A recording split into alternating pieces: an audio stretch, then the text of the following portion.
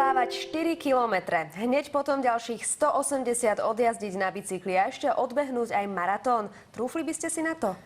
No ja veru nie. Dôchodca, ešte raz pripomínam a upozorňujem, dôchodca z Potatier to dokázal a zároveň urobil Slovensku parádnu reklamu.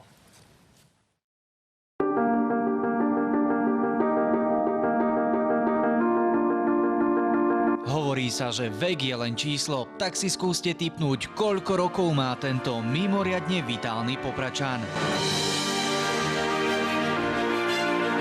Má 70, no staroba si na ňom vylámala zuby. Uniká pred ňou nielen na bicykli. Mávate ešte svalovicu?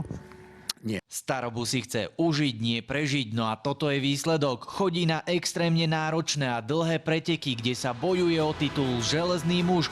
Takto uspel vo svojej kategórii na najprestížnejšom triatlone sveta. 7. miesto je najlepšie umiestnenie Slováka za 37-ročnej histórie havajského Ironmana, čiže súčasný majstrovstiev sveta. Do cieľa prišiel za takmer 15 hodín. Zaujať ale dokáže aj svojím menom. Je Slovák, no volá sa Laurens Dewald. Starí rodičia prišli z Francúzska a tam je meno Laurent, to je Laurens, Vavrinec po slovensky úplne bežné, tak ako u nás Jan, Jozef, tak tam je Laurent. Bývalý chirurg týždeň čo týždeň doľaďuje svoju kondičku aj na tatranských štítoch. Na Slavkovský výjdem za 2 hodiny, čo je v podstate dosť tak rýchle. A bežnému turistovi to koľko trvá? Okolo 5 hodín je napísané na tabuliach. Lieky nepotrebuje, diety neuznáva, v strave sa vôbec neobmedzuje. Čiže dáte si aj klobásu, jete aj chlieb, aj slaninu. Samozrejme. Príbeh tohto dôchodcu je dôkazom, že nikdy neviete, čo vám život nadelí a poľaviť rozhodne nemieni. Práve naopak.